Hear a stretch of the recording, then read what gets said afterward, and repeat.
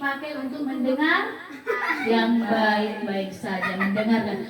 Bisanya kita dengarkan yang tidak baik? Gunakan tanganmu, hati-hati gunakan tanganmu, karena Bapa di sorga selalu lihat ke bawah.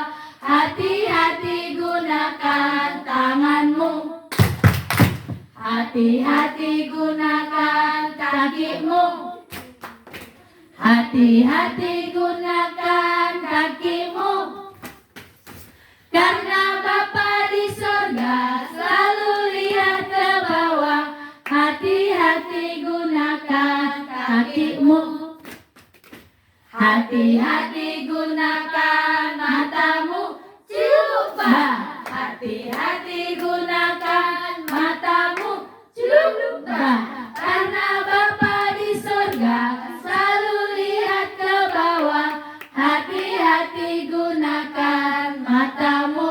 Coba hati-hati gunakan mulutmu. Amin. Hati-hati gunakan mulutmu. Amin. Karena Bapa di sorga selalu lihat ke bawah. Hati-hati gunakan mulutmu. Amin. Ini dipakai untuk mendengar yang baik-baik saja, mendengarkan. Bisanya kita dengarkan yang tidak baik?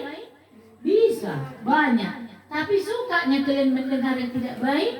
Apa itu misalnya sangat kotor kan? Maunya kawan kalian apa katanya? Siapa? Si William, apa aja yang kau bilang William? Biar kami dengar dulu. Yang tidak baik, coba.